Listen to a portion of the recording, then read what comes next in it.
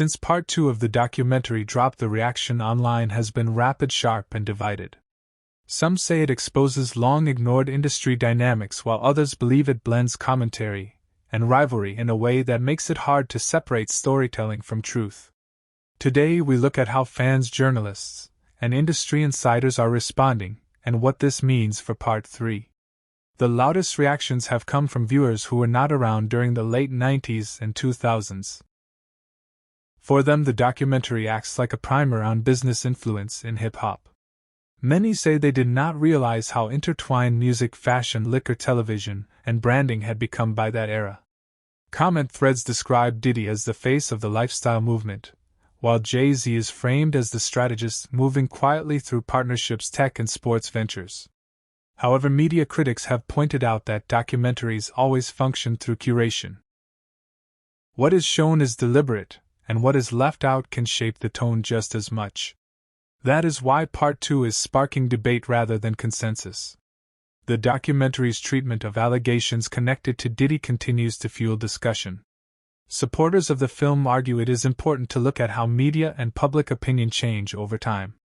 Skeptics emphasize that ongoing legal matters are still disputed and should not be treated as concluded facts. The documentary mostly acknowledges this tension by leaning on commentary rather than verdicts, and viewers are arguing online about whether that approach is responsible or provocative.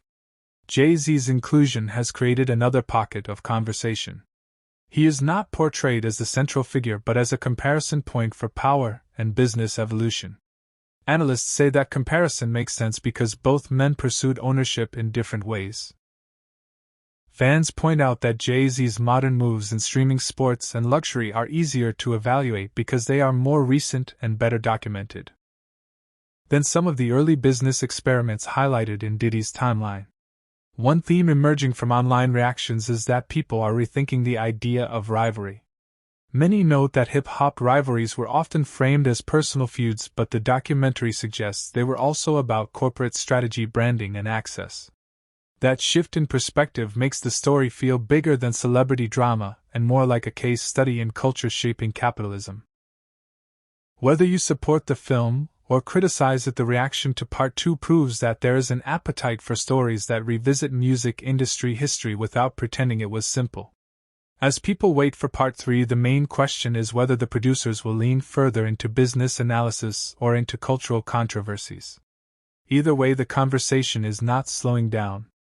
Tell me whether you think part 3 should focus on legacy, business, or personal controversies. Drop your thoughts below and remember to subscribe for more breakdowns and industry context.